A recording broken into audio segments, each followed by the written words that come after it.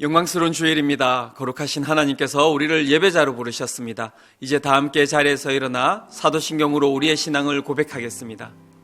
함께 고백하겠습니다.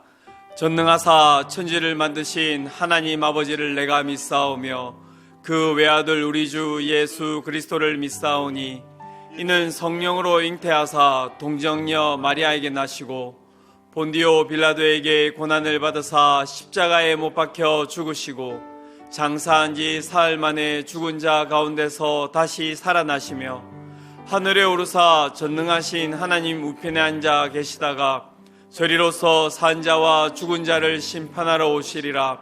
성령을 믿사오며 거룩한 공회와 성도가 서로 교통하는 것과 죄를 사하여 주시는 것과 몸이 다시 사는 것과 영원히 사는 것을 믿사옵나이다. 아멘.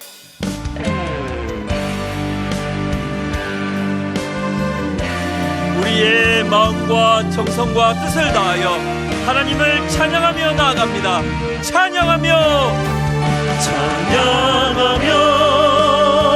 주님을 예배할 때 하늘 가득한 주의 영광 보리라. 나를 통하여 나의 입술을 인하여 주의 이름 높임을 받으소서.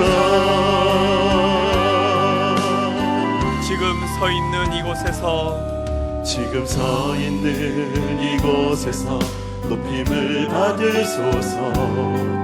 내가 밟는 땅 주님의 땅이니 하늘이 주의 이름 높이 올리며 넓은 바다가 주를 노래해. 모든 만물 주를 경배해. 모든 만물 주를 경배해. 모든 입술 주를 찬양해. 천지를 만드신 만물의 통치자 높임을 받으소서.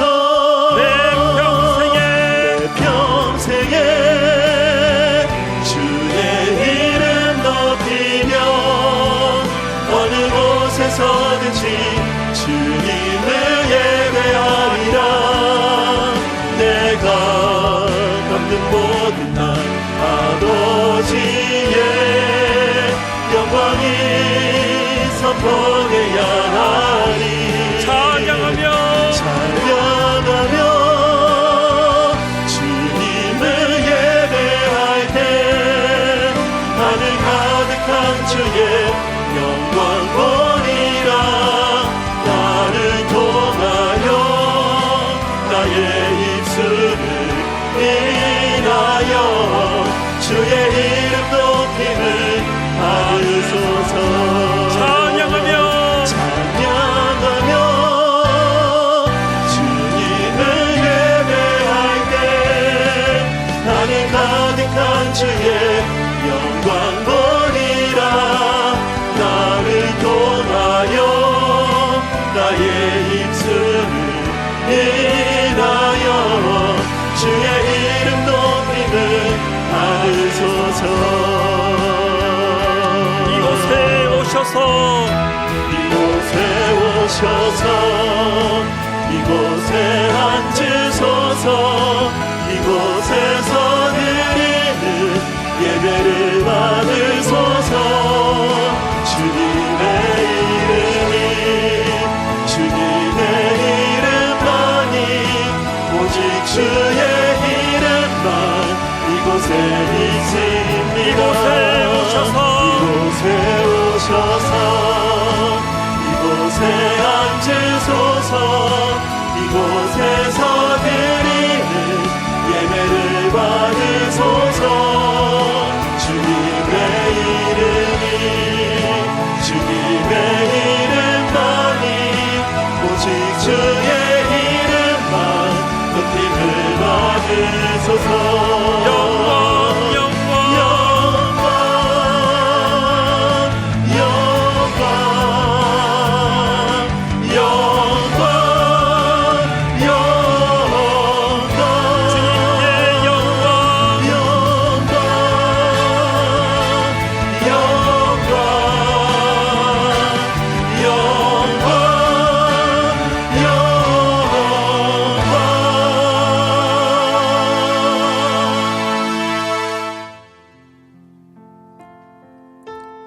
예배자로 합당치 못한 우리의 삶을 십자가 앞에 내려놓으며 예배를 위하여 부르짖어 기도하기를 원합니다. 주여 은혜를 부어 주옵소서. 다같이 동성으로 기도하시겠습니다. 주님이 시간 예배를 위하여 기도하며 나아갑니다. 말씀을 따라 살지 못한 우리의 연약함을 용서하시고 예배에 합당한 자로 세워주시옵소서. 하나님 앞에서 완악한 자임을 깨닫고 진정한 회개의 눈물을 회복시켜 주시옵고 예배를 드리는 장소마다 성령님의 충만한 임재를 허락하여 주시옵소서. 가정과 교회를 위하여 기도하며 나아갑니다. 가정에서 드리는 예배를 통해 가정을 회복시켜 주시옵소서. 하나님께서 주신 꿈들을 이루어가는 교회 되게 하시옵소서. 예배를 통해 큰 은혜를 누리게 하시고 삶으로 살아내게 하여 주시옵소서. 나라를 위하여 기도합니다. 대한민국을 긍휼히 여기사 치유와 회개의 은총을 부어주시옵소서. 코로나19로 인하여 아파하는 대한민국 전역에 치유와 회복을 주시옵소서. 모든 아픔과 두려움을 씻어주시고 하루속히 기쁨의 예배를 드리게 하여 주시옵소서. 모든 성도들이 하나님의 은혜와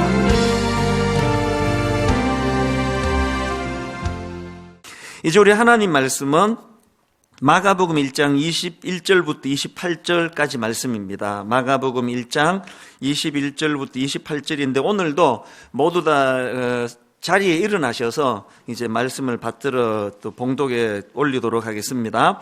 마가복음 1장 21절부터 28절까지 한 절씩 교독에서 있습니다. 21절. 그들이 가버나움에 들어가니라. 예수께서 곧 안식일에 회당에 들어가 가르치심에 무사람이 그의 교훈에 놀라니 이는 그가 가르치시는 것이 권위 있는 자와 같고 서기관들과 같지 아니함일러라. 마침 그들의 회당에 더러운 귀신 들린 사람이 있어 소리 질러 이르되 나사렛 예수여, 우리가 당신과 무슨 상관이 있나이까? 우리를 멸하러 왔나이까? 나는 당신이 누구인 줄 아노니 하나님의 거룩한 자니이다. 예수께서 꾸짖어 이르시되 잠잠하고 그 사람에게서 나오라 하시니 더러운 귀신이 그 사람에게 경련을 일으키고 큰 소리를 지르며 나오는지라. 다 놀라 서로 물어 이르되 이는 어찌미냐? 권위 있는 새 교훈이로다. 더러운 귀신들에게 명한즉 순종하는도다 하더라. 예수의 소문이 곧 온 갈릴리 사방에 퍼지더라. 아멘. 자리에 앉아주시고요. 최근에 저희 집에서 있었던 일인데요. 저희 집 아이들에게 이 코로나 바이러스의 전염성이 얼마나 위험한 것을 이제 설명하는 그런 시간을 가지는 중에 제가 최근에 읽었던 기사 하나를 소개해 줬습니다. 미국의 예일대 연구진의 발표 이야기인데요. 이 영화관 하면은 금연의 공간 아닙니까? 그런데 그 금연의 공간인 영화관에서 2시간짜리 영화를 보는 경우에 최대 담배 20개 피운 것과 맞먹는 3차 간접 흡연 효과, 그런 피해가 있을 수 있다는 겁니다. 이게 어떤 내용인가 보니까요. 이제 그 담배 피우는 사람 옆에 있으면은 그 사람이 피우는 연기 때문에 2차 간접 흡연 피해를 본다고 하지 않습니까? 그런데 이 3차 간접 흡연 효과라는 거는 이제 그렇게 담배를 피우는 사람이 영화관에 들어오면은 그 자리에서 담배를 안 피더라도 이미 그 사람 옷과 피부 등에 묻어 있는 담배 연기 성분이 영화관 내부에 유입이 돼가지고 그 공간을 오염시킨다는 이야기입니다. 그래서 그 연구팀에서 실험하기를 이제 실험하기 전에 영화관 내부를 충분히 환기시켰음에도 불구하고 연구하면서 보니까 시간이 지나면서 거기에 발암 성분인 벤젠 이런 것들을 비롯해가지고 담배 연기에 포함된 35가지 성분이 발견이 되더라.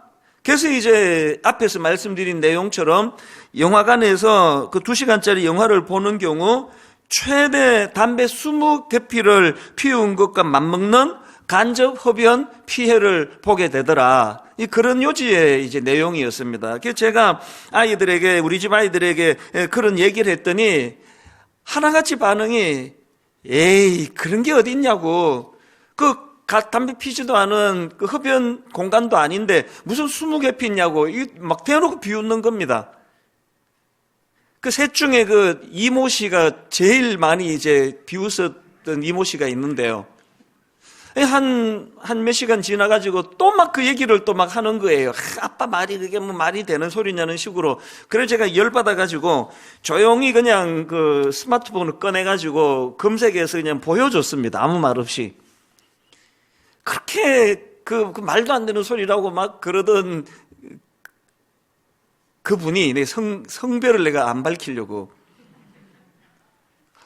딱 보자마자 한 10초 만에 완전히 순종, 승복 모드로 갔습니다. 내가 그것 갖고 계속 저도 이제 비웃고 그랬는데요. 여러분, 그 우리 아이들이 그 승복하게 된 이유는요, 그 기사에 나오는 딱 문장 한 줄 때문입니다. 미국 예일대 드루 겐터너 교수 연구진이 국제학술지 사이언스 어드밴시스에 기고한 발표에 의하면 이렇게 하고 나가는 그 한 문장 때문에 그 권위에 승복을 하게 된 거 아닙니까? 저도 마찬가지예요. 사실 저 역시도요, 기사로 본 게 아니고 어떤 그 후배 교육자가 와가지고 그런 얘기를 했으면 뭐 대놓고 비웃지는 못해도 안 믿었을 거예요. 이건 좀 이해가 안 된다. 아니, 금연 공간인데 무슨 담배 20개 피를 피운 효과가 나냐고 그랬을 거예요. 저 역시도 그 말을 100% 믿을 수 있게 된 거는 그 학자들의 권위, 미국 예일대 드루 겐터너 교수 연구진이 국제학술지에 기고한 발표라고 하니까 그게 권위가 되니까 승복이 되는 거 아닙니까? 믿어지게 되는 거고요. 그래서 제가 그날 제 마음에서 이 권위란 무언가, 권위는 어디서 생겨나는 것인가, 참 많은 생각을 하게 되더라고요.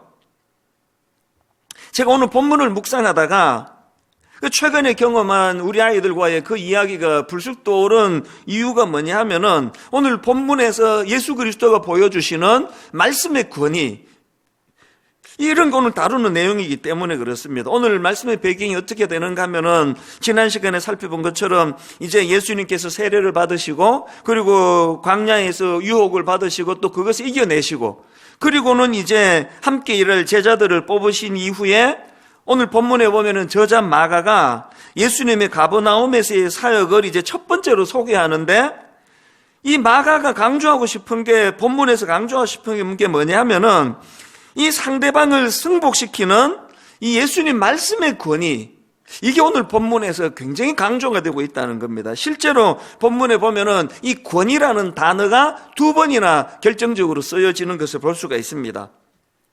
첫 번째로 이 권위라는 단어가 나오는 데가 22절인데요. 21절부터 보십시오. 그들이 가버나움에 들어가니라 예수께서 곧 안식일에 회당에 들어가 가르치심에 뭇 사람이 그의 교훈에 놀라니 이는 그가 가르치시는 것이 권위 있는 자와 같고, 이 권위가 지금 나오지 않습니까? 또 27절에 또 이제 권위라는 단어가 나옵니다. 다 놀라 서로 물어 이르되 이는 어찌미냐 권위 있는 새 교훈이로다. 이렇게 2번에 걸쳐서 이 권위라는 표현이 나오는데 여기서 주목해야 되는 거는요, 22절 앞부분에 나오는 이 부분을 보십시오. 뭇 사람이 그의 교훈에 놀라니, 여기 나오는 이 놀라다라는 이 단어는 헬라어로 에크플레소라는 단어인데요, 그냥 대단하네 이 정도는 이 단어가 아닙니다. 여기 에크플레소라는 단어는 막 어쩔 줄 모를 정도로 충격을 받은 상태를 내포하고 있는 그런 뉘앙스를 풍기는 때 사용하는 단어예요. 이게 막 어마어마하게 놀랐다는 거 아닙니까? 27절도 마찬가지입니다. 27절에도 다 놀라 서로 물어 이르되, 여기 나오는 놀라다라는 이 단어도 헬라어로 담베오라는 단어인데요, 이 단어 역시도 충격을 받은 상태를 표현하는 그런 단어예요. 그러니까 지금 우리 부교육자들이 쭉 새벽마다 설교를 하면 이 교육자는 앞에 목사님보다 설교 좀 더 잘하시네, 좀 대단한데, 이런 정도의 놀람이 아니고요, 그야말로 막 어쩔 줄을 모를 정도로 막 충격을 받는 차원에서의 놀람이에요. 그럼 이런 질문이 가능하겠죠? 아니, 예수님은 어떻게 첫 사역에서부터 이런 평가를 받으실 수 있을까? 이런 질문에 대한 힌트를 저는 22절에서 발견하는데요. 22절을 보십시오. 뭇 사람이 그의 교훈에 논라니 이는 그가 가르치시는 것이 권위 있는 자와 같고 서기관들과 같이 아니함일러라. 이 예수님의 말씀에 놀라는 그 놀람을 그 서기관들의 가르침과 지금 대조하면서 설명하고 있는, 이게 뭘 의미하느냐? 여기서 말하는 서기관들은 율법을 전문적으로 연구하고 가르치는 율법 전문 학자들을 말합니다. 그러니까 여기서 이제 서기관들과 같지 않다는 이 말씀은 그 당시 서기관들을 폄하하는 차원에서 나온 말이라기보다는 이 예수 그리스도의 가르침의 말씀의 탁월함을 강조하기 위한 표현이거든요. 그러니까 지금 사람들이 예수님의 가르침에 막 충격을 받을 정도로 놀라는 이유는 그동안 자기들이 들어오던 그 인간들의 가르침, 인간들 학자라고 하는 전문가라는 사람들의 가르침과는 차원, 근원적으로 이게 차원이 다른 말씀이기 때문이다. 이걸 강조하는 거고요. 그런가 하면 또 하나, 이렇게 예수님이 전하는 메시지 내용도 탁월하지만 예수님의 가르침에는 이 귀신을 쫓아내는 능력이 동반된 말씀이기 때문에 충격을 받는 겁니다. 23절, 24절을 다시 보십시오. 마침 그들의 회당에 더러운 귀신 들린 사람이 있어 소리 질러 이르되 나사렛 예수여, 우리가 당신과 무슨 상관이 있나이까? 우리를 멸하려 왔나이까? 나는 당신이 누구인 줄 아오니 하나님의 거룩한 자니이다. 그랬더니 25절 26절을 보십시오. 예수께서 꾸짖어 이르시되 잠잠하고 그 사람에게서 나오라 하시니 더러운 귀신이 그 사람에게 경련을 일으키고 큰 소리를 지르며 나오는지라. 이 예수님의 말씀의 권위, 여기에 안에는 그 당시 서기관들과 같은 단순히 학문적인 이론만을 전하고 가르치는 정도가 아니라 이런 실제적인 능력이 내포되어 있었기 때문에 27절에서 너무나 놀라면서 이는 어쩌미냐 권위 있는 새 교훈이로다, 이런 표현이 이제 나타날 수 있는 것입니다. 제가 오늘 이 본문 말씀을 주목하는 이유는요, 참 많은 분들이 가슴 아프게도 오늘날 강단이 그 능력을 잃어버렸다, 오늘 강단이 신뢰를 잃어버렸다, 이런 말들이 참 심심찮게 들려지는 그런 시대를 살아가기 때문에, 그래서 이제 참 마음이 아픈 거 아닙니까? 그래서 이런 말씀을 쭉 우리가 묵상을 하면서 저 같은 설교자들은 어쩌다가 이 강단이 이렇게 능력을 잃어버렸는지, 어쩌다가 이 강단이 이렇게 신뢰를 잃어버렸는지 고민하자는 거예요. 저는 설교자로서 참 이게 고민이 되는 부분이거든요. 요즘에 막 텔레비전에서도 유명인들의 강의를 들어보면 막 감탄스러워요. 그들의 지식이 대단하고요. 막 인터넷에 막 홍수처럼 나오는 너무 다양한 그런 좋은 강의들이 쏟아지는데, 오늘 강단에서 전하는 이찬수 목사의 이 설교가 그런 그들과의 어떤 차별성이 있어야 되는 건가? 뭘 회복해야 그런 강의랑은 완전히 다른 예수 그리스도의 이런 권위, 이 말씀의 능력, 이것들이 내포된 말씀을 전할 수 있을까? 저는 설교자로서 이런 고민을 하고 있다면 오늘 예배 드리시는 모든 성도님들도 똑같이 고민하셔야 됩니다. 직장에서 가정교육의 자녀들을 교육하면서 어떻게 하면은 크리스찬으로서 이 말씀의 능력을 회복할 수 있을까? 우리 자녀 교육을 할 때 말씀의 권위를 가지고 이 아이들을 지도할 수 있을까? 이런 고민을 해야 된다는 거예요. 이런 점에서 저는 오늘 본문에 나오는 이 예수님의 그 말씀의 그 권위를 보면서 여기서 우리가 이런 고민에 대한 대안들을 좀 몇 가지 찾을 수 있다고 생각을 하는데요. 이걸 좀 오늘 제가 좀 나누고 싶습니다. 오늘 본문 말씀에서 우리가 발견하는 몇 가지 대안이 있는데요. 첫 번째 대안이 뭐냐? 이런 말씀의 능력을 회복하기를 원한다면 우리 삶 자체가 예수님의 권위로 더딥혀져야 된다는 것입니다. 앞에서도 말씀드렸지만 이제 두 번이나 이 권위라는 단어가 이제 두 번이나 나오는데요. 22절에서 그가 가르치는 것이 권위 있는 자와 같고, 또 27절에 이는 어찌미냐 권위 있는 새 교훈이로다, 이렇게 두 번에 걸쳐서 이 권위가 나오는데요. 헬라어로 이 권위는 엑수시아라는 단어입니다. 근데 제임스 에드워즈가 쓴 마가복음 주석서에 보면은 이 엑수시아라는 이 권위를 나타내는 엑수시아라는 단어는 주로 초자연적인 권위를 나타낼 때 사용되는 단어라고 설명을 하고 있는데요. 이 마가복음에는 이 엑수시아라는 단어가 9번 등장을 합니다. 그 중에 6번이 이 예수님에 대해서 설명을 할 때 이 권위 엑수시아라는 단어가 나오고요. 나머지 3번의 경우도 예수님이 세우신 또 예수님께 부여받은 사도들의 권위에 대해서 였다는 것입니다. 그러니까 이 마가복음에 9번 등장하는 권위라는 엑수시아라는 단어 모두가 다 이 예수 그리스도와 관련해서 예수님이 가지신 권위와 관련해서 사용됐다는 공통점이 있다는 겁니다. 그리고 더 중요한 게 뭐냐? 팀 켈러 목사님이 쓴 이 왕의 십자가라는 책에 보면은요, 이 엑수시아라는 이 단어는 오리지널에서 나온 이런 뜻을 갖고 있다는 겁니다. 오리지널에서 나온 권위. 그리고 그 책으로 말하면 이 저자에 해당되는 어원을 갖고 있다는 겁니다. 이런 설명들이 뭘 강조하는지 아시겠죠? 서기관들은요, 그들이 가르칠 때 나오는 그 말씀의 권위는 오리지널에서 나온 게 아니에요. 전통에서 배우고 율법 책에서 배우고 받은 권위를 전하는 것뿐이에요. 여기에 반해서 예수 그리스도의 이 말씀의 능력은 당신 자체가 권위이기 때문이라는 겁니다.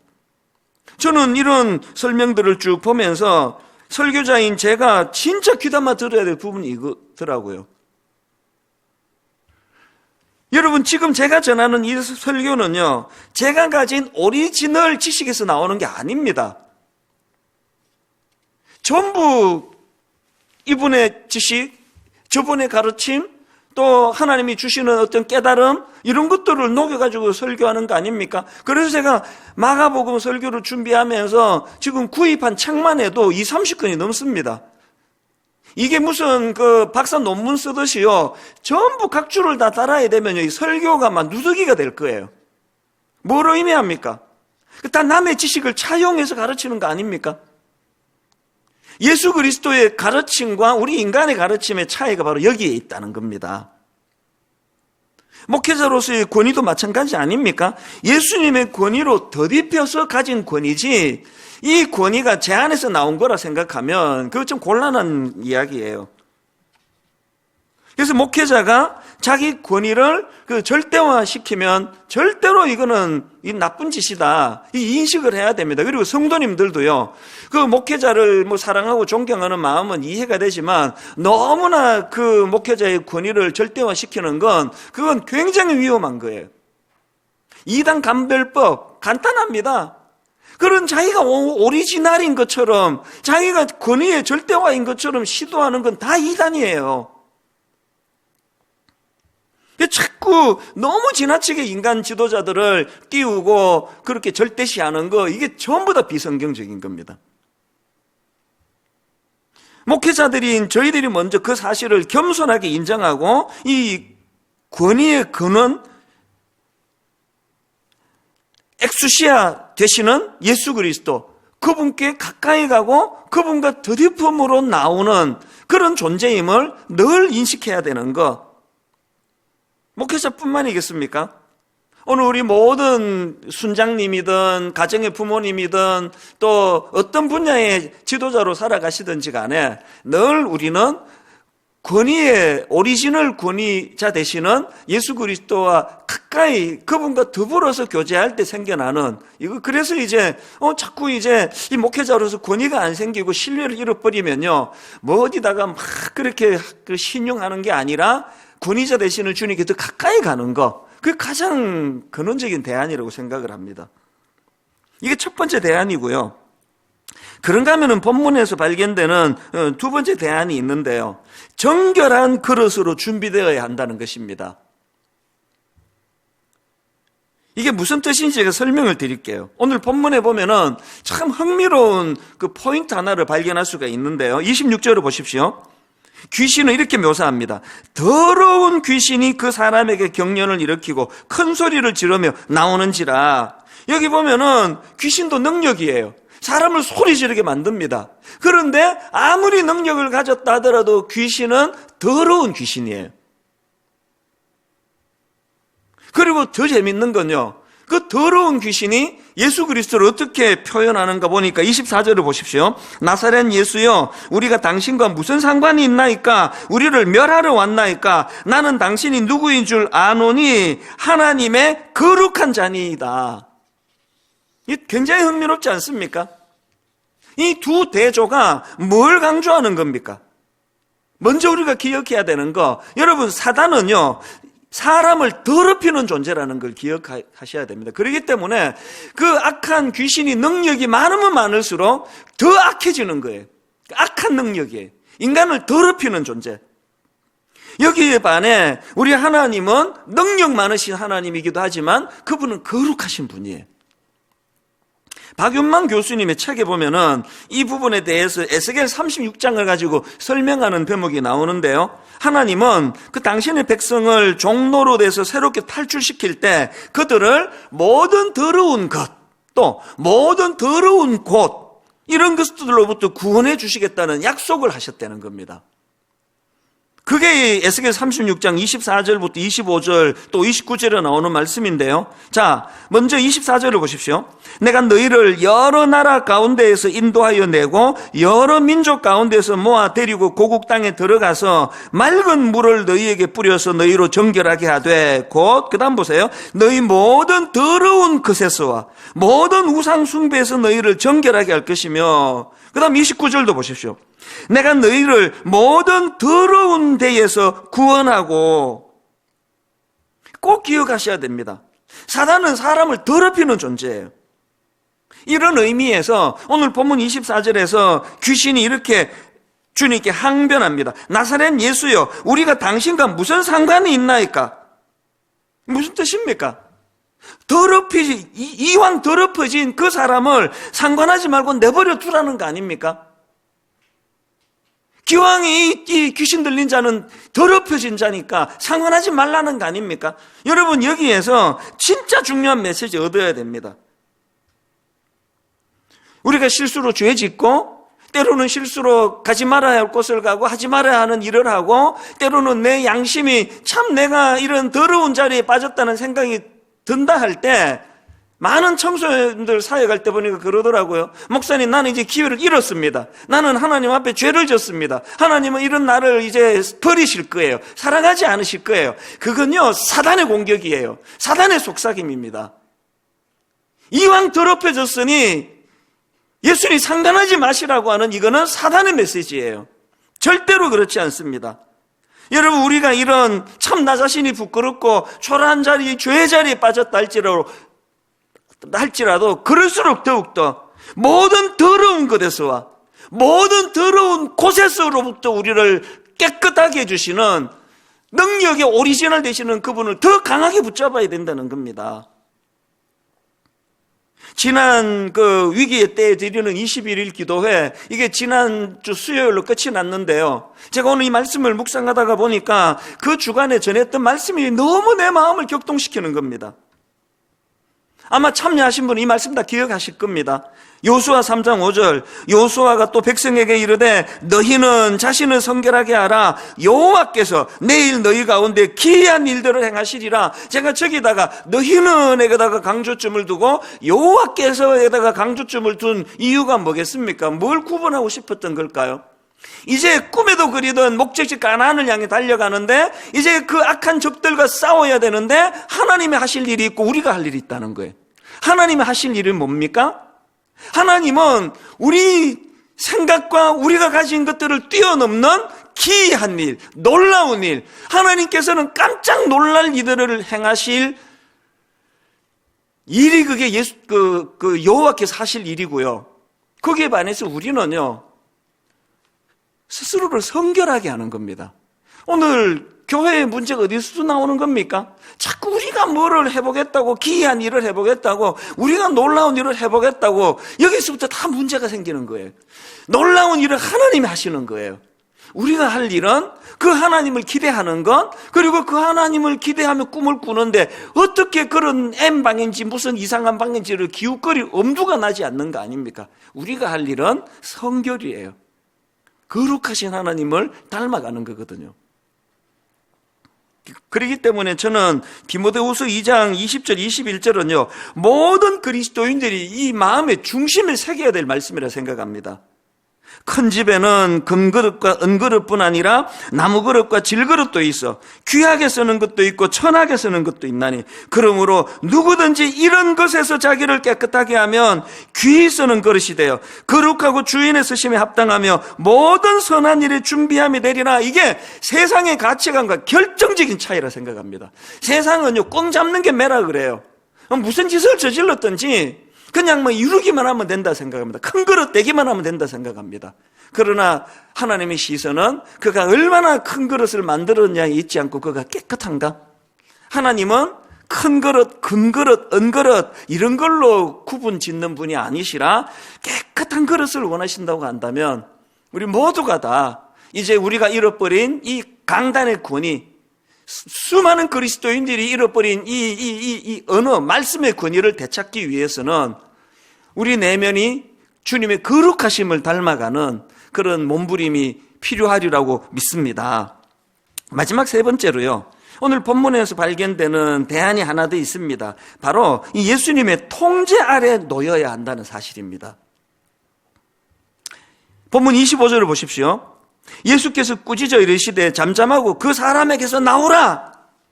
예수님의 이 명령에 그 사람에게 악한 영향을 미치는 귀신과의 격리를 말하는 거 아닙니까? 그 사람에게서 나오라. 이 영향력의 문제예요.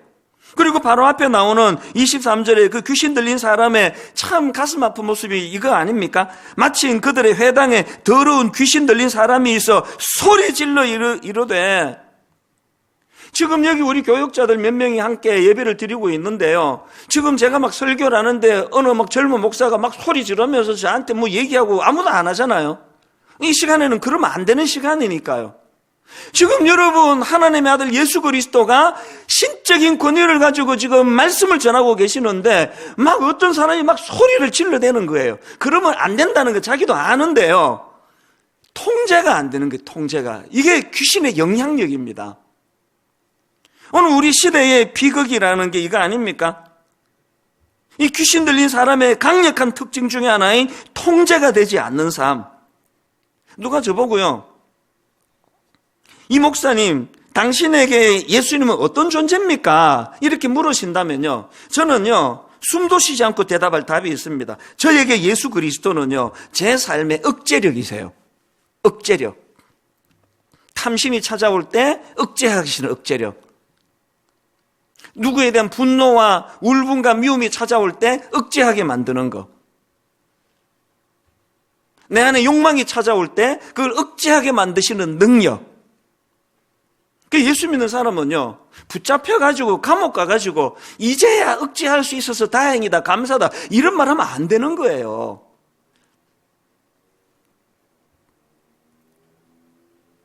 저는 어릴 때 고신교단에서 자란 게 진짜 시간이 갈수록 제가 감사하고요, 늘 제 마음에 그런 고신교단에서 자란 거에 대해서 하나님께 감사해요. 왜냐하면 굉장히 엄하게 신앙교육을 시켰기 때문에요, 술, 담배 이거 상상도 못했습니다. 그래서 막 술 마시고 싶고 담배 피고 싶고 이런 마음이 찾아올 때마다 저에게 가르쳐준 그 고신교단의 신앙교육의 핵심은 억제력이에요. 그냥 담배 피지 말라는 게 성경은 어디 나오느냐, 술 마시지 말라는 게 어디 나오느냐, 그렇게 복잡할 거 없습니다. 그 못된 니코틴, 그 못된 담배 연기를 이 거룩한 성전이 내 몸 안에 들이지 않기 위하여 몸부림을 치는 거예요. 억제력, 억제력. 제가 옥하는 목사님 만난 걸 복이라고 생각하는 여러 이유 중에 하나가 30대 초반에 담임 목사님이신 옥하는 목사님을 지켜보면서, 목회자의 길은 억제력이구나, 이걸 가르쳐주신 분이에요. 근데 하고 싶다고 내킨다고 다 하면 살 수 있는 게 아니구나, 이걸 저는 그분에게서 배웠거든요. 전 대학 시절에 SFC라는 선교단체,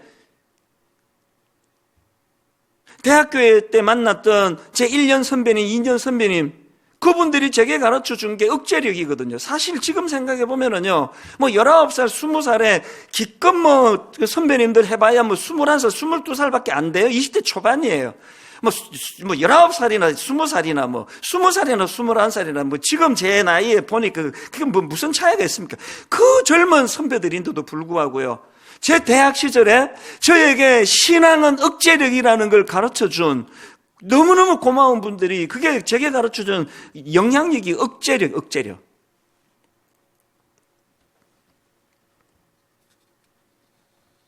저는 수많은 그리스도인들이 직장에서 이런 평가를 받으면 좋겠습니다. 캠퍼스에서 쟤는 실수하는 모습이 보여도 쟤는 지적 안 해줘도 돼.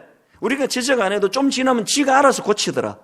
이게 그리스도인이 받아내야 되는 가장 중요한 모습이라고 생각합니다. 왜 지적 안 해도 됩니까?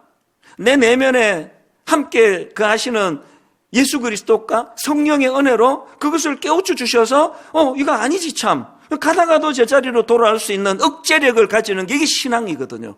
지금 본문에서 귀신 들린 자가 가지고 있는 비참함이 그거 아닙니까? 소리 지르면 안 되는 그 분위기에서 알고 있는지 모르고 있는지가 중요한 게 아니라 그거를 절제할 수 없이 소리를 지를 수밖에 없는.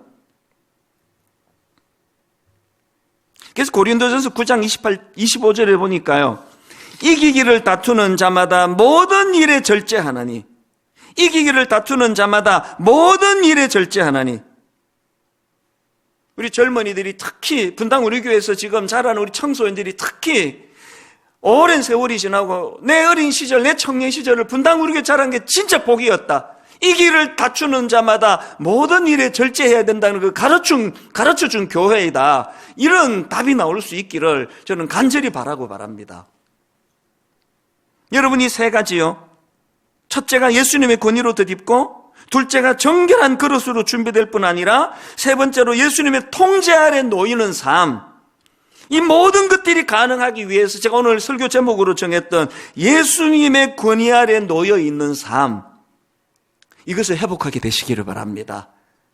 여러분, 제가 수없이 말씀드리잖아요.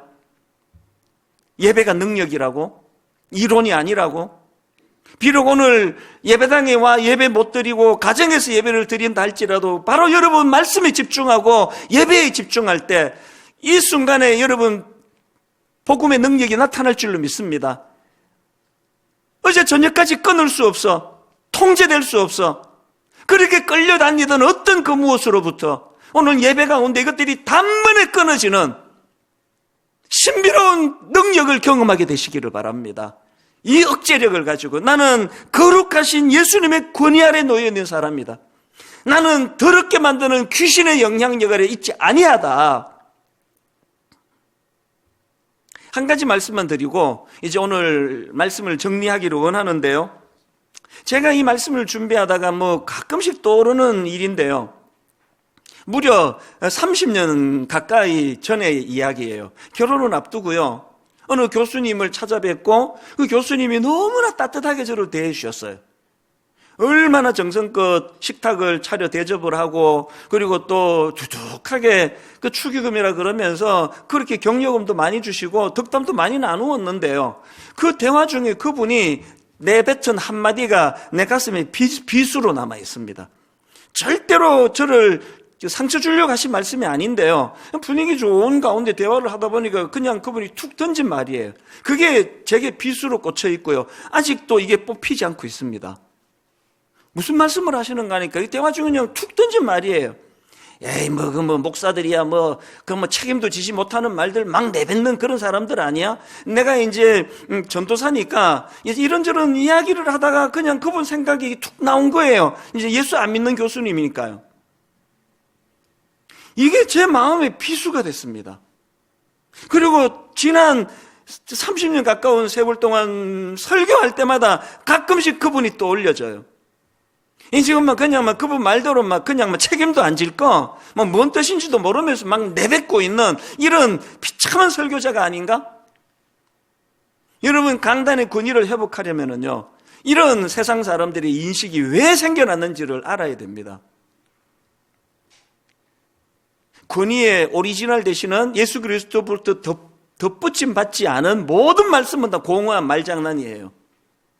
막 책을 쓰면은 이게 막 베스트셀러가 될 수밖에 없는 내용이라 할지라도 권위의 오리지널 되시는 예수 그리스도를 의지해서 나온 말이 아닌 모든 건 다 공허한 말장난이에요. 자녀 교육에 직장 생활하는 우리 그리스도인들의 삶 속에서 이 원리가 그대로 적용되기를 바랍니다. 우리가 내뱉는 작은 한마디가 생명을 살려내고 우리가 던지는 그 한마디 말의 영향력이 회복되기를 원한다면 막 무책임하게만 아무 막 책임도 안 질 거 막 내뱉고 내던지는 이런 그 비아냥 그림이 우리들 삶에서 이게 나타나지 않기 위해서는 오늘 말씀에서 보여주신 예수 그리스도의 권위, 특별히 말씀의 권위, 그 말씀의 권위 아래, 그 영향력 아래 놓여 참 은혜를 사모하는 그런 성도님들 되시기를 바랍니다. 하나님 우리를 악한 곳으로 몰고 우리를 더럽히려는 너무나 무서운 사단의 공격이 지금 극심한 시대를 살고 있습니다. 우리 어린 자녀들은 말할 것도 없고 기성세대들 우리 부모들조차도 억제력이 지금 떨어져 끌려갈 수밖에 없는 아픈 상황을 겪고 있습니다. 오늘 주신 또 본문에서 보여주신 예수 그리스도의 권위, 특별히 그 말씀의 권위, 우리 모두가 그 권위의 오리지널 되시는 예수 그리스도를 덧입기를 원합니다. 모든 능력과 모든 권위와 모든 권세는 죄성을 가진 우리 인간에게서부터 나오지 않는다는 것. 그래서 아버지 지나치게 인간 지도자를 신뢰하는 마음을 다 내려놓게 하시고 우리가 끝까지 붙들고 의지할 분 오직 예수 그리스도 그 한 분이심을 기억하면서 모두가 다 인간들 자리로 돌아가고 주님만이 높임을 받으시며 그 주님이 높임 받으시는 그 현장에서 하나님 아버지 주님 주시는 아름다운 선물, 그 악한 공격으로부터 그 유혹으로부터 억제할 수 있는 전방위의 능력을 허락하여 주시옵소서. 이번 한 주간 그 능력을 의지하여 죄의 자리에 빠지지 아니하고 죄의 자리에 거하지 아니하는 거룩을 회복하는 아름다운 한 주간이 되도록 인도하여 주시옵소서. 우리 주 예수 그리스도의 은혜와 하나님 아버지의 다함없는 사랑과 성령님의 감동, 감화, 위로, 교통 충만하심의 역사가 내 삶의 진정한 악한 것들의 공격으로부터 방어하며 억제할 수 있는 능력을 주시는 능력, 권위의 오리지널 되시는 그 주님을 의지하며 붙들며 사모하며 은혜를 구하며 그렇게 멋지게 억제하며 승리하는 한 주간 되기를 갈망하며 예배하는 모든 주의 자녀들 머리 위에 지금부터 영원토록 함께 하시기를 간절히 축원하옵나이다. 아멘.